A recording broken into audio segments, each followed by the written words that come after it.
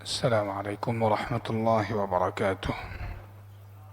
Rasulullah sallallahu alaihi wasallam menyampaikan sebuah hadis qudsi, firman Allah Subhanahu wa taala sebagaimana disampaikan oleh Abi Dzar Al-Ghifari radhiyallahu an dari Nabi sallallahu alaihi wasallam. Yang hadis ini dikeluarkan oleh Imam Muslim dalam riwayat beliau, bahwasanya Allah Subhanahu wa ta'ala mengatakan dengan memanggil hamba-hambanya, ya ibadi,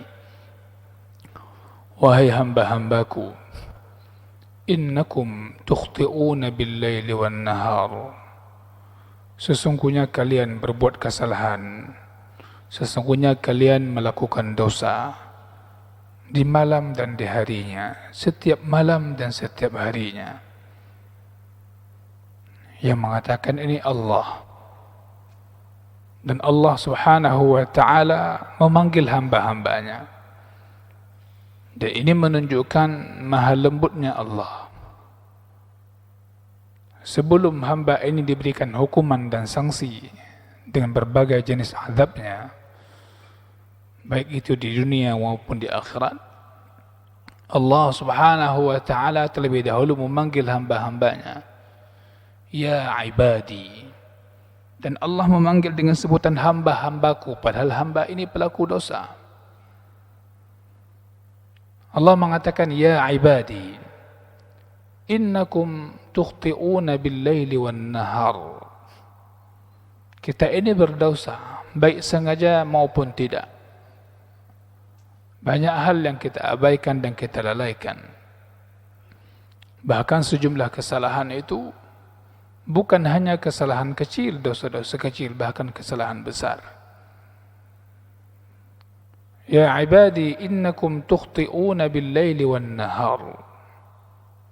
Wahai hamba-hambaku, kalian itu punya kesalahan, kalian berdosa, melakukan perbuatan yang melanggar setiap hari dan malamnya. Hadis ini, kalimat sebelumnya adalah Allah menyadarkan hamba dengan mengatakan, ya ibadi, kullukum ja'i'. Wahai hamba-hambaku, sesungguhnya kalian itu, semua kalian itu lapar.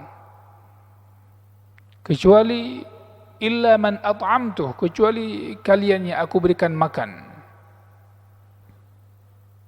Bukan berikan uang. Ada juga orang dapat uang, makanannya di depan, tapi dia nggak bisa makan. Allah tahan dia nggak bisa makan. Cium-cium baunya aja. Ya ibadi, kullukum ja'i' illa man at'amtuh. Kecuali aku berikan makan. Fastat'imuni at'imkum. Mintalah makan kepada aku, maka aku akan berikan kalian makan. Setelah itu Allah katakan, ya ibadi, kullukum 'ar. Semua kalian itu telanjang, kecuali aku berikan pakaian. Fastaksuni aksukum. Maka mintalah pakaian kepadaku, pasti aku akan berikan pakaian kepada kalian. Setelah itu Allah mengatakan, ya ibadi, innakum tukhti'una bil-nahar. Sesungguhnya kalian melakukan kesalahan siang dan malam. Kata para ulama, wallahu ta'ala alam, bahwasanya setelah Allah memberikan hamba ini makan dan pakaian, sehingga hamba ini bergerak, melakukan aktivitas. Setelah dia diberikan aktivitas, hamba-hamba ini tak lepas pada perbuatan dosa. Sebelumnya padahal dia lapar, sebelumnya dia padahal telanjang, namun berani-beraninya hamba ini melakukan kesalahan siang dan malam. Hadirin yang saya muliakan, wa ana aghfiru dzunuba jami'a.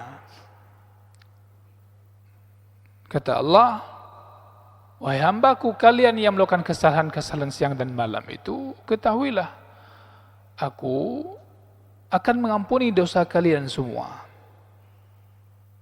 Tapi bagaimana biar diampuni dosa? Fastaghfiruni. Mohonlah ampun kepadaku, beristighfarlah. Fastaghfiruni. Biar dapat ampunan dosa, beristighfar, mohon ampun kepada aku. Jaminannya, aghfir lakum, aku pasti akan mengampuni dosa-dosa kalian. Hadirin yang saya muliakan,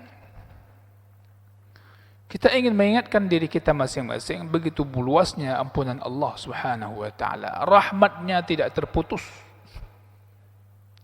Masalah sebesar apapun perlu kita ketahui, rahmat Allah masih menyertai kita.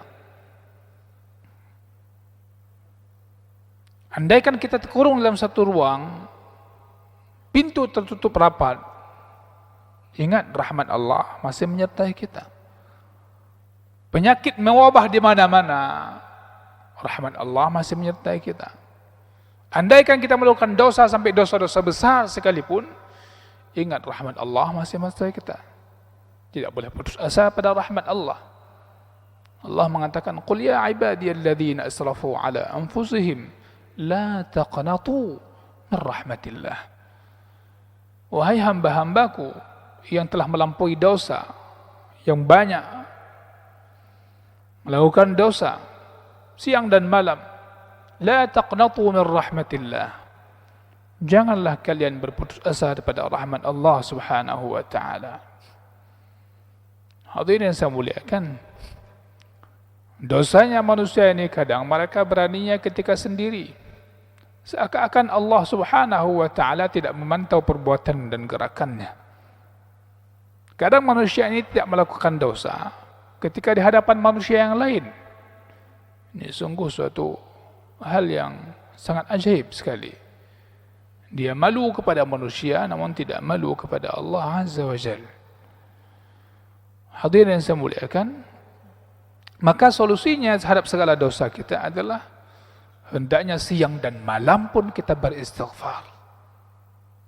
Karena tadi, innakum tukhti'una bil-laili wan-nahar, kalian melakukan dosa siang dan malam. Kalau satu-satu anggota tubuh ini diingat dosanya banyak, dosa telinga, dosa mata, dosa hati. Karena kalian berbuat dosa siang dan malam, maka beristighfarlah banyak-banyak kepada Allah Subhanahu wa taala. Fastaghfiruni. Dan waktu istighfar di antara waktu istimewanya yang kita sampaikan semalam adalah ketika sahur. Nah, kita bisa ingat siapa di antara kita yang melewati sahur tadi tanpa istighfar. Padahal itu waktu yang paling utama. Hadirin yang saya muliakan, kemudian fastaghfiruni aghfir lakum. Yakin ketika istighfar bahwasanya Allah Subhanahu wa taala akan mengampuni dosa-dosa kita. Makanya istighfar itu dia tidak mengikat kita dengan satu tempat. Tidak mengikat kita dengan satu tempat. Tidak mesti di masjid. Dan tidak mengikat kita dengan satu redaksi ucapannya. Dan istighfar itu tidak terikat kita dengan satu amalan saja. Artinya mesti dalam salat, ruku, sujud. Akan tapi istighfar itu bisa kita lakukan pada banyak tempat dan pada semua waktu. Hadirin yang saya muliakan, makanya beruntunglah hamba-hamba yang senantiasa beristighfar dan banyak istighfarnya.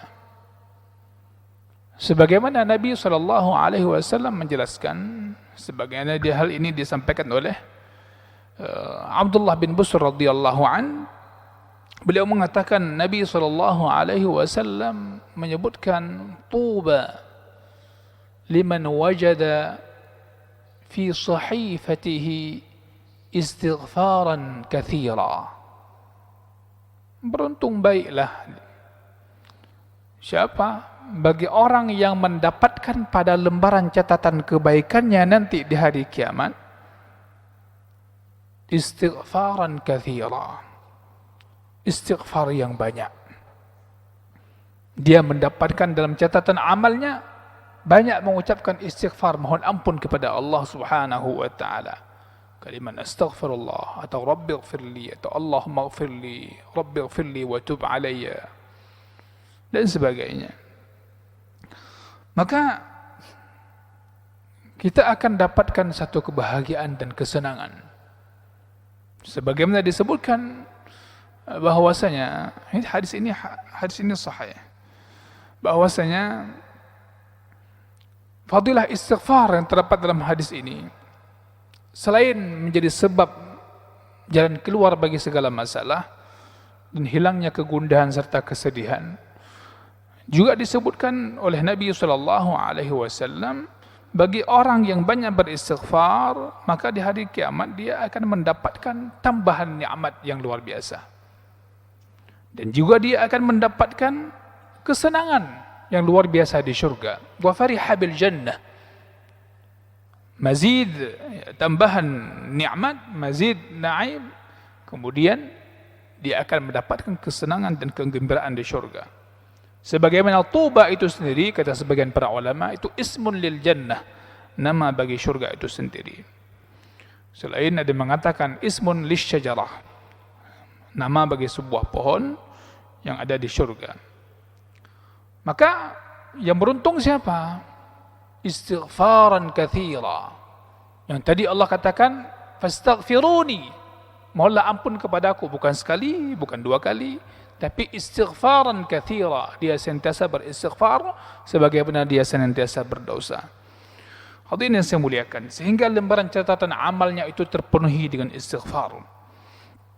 Kemudian memohon ampun kepada Allah Subhanahu wa taala dengan yakin bahwa Allah mengampuni dosanya, dengan penuh pengakuan Allah Maha Kuasa dan Allah Maha menghapus dosa-dosa hamba, dan Allah Maha menerima taubat-taubatnya. Oleh karena itulah dalam hadis ini disebutkan keutamaan orang yang senantiasa beristighfar dan dia menunjukkan sadar bahwasanya dia senantiasa berdosa. Ya, hanya orang yang sadar dirinya berdosalah yang akan tergerak untuk senantiasa beristighfar. Sedangkan yang seakan-akan orang lain hanya berdosa sedangkan dia enggak berdosa, ini enggak tergerak istighfar.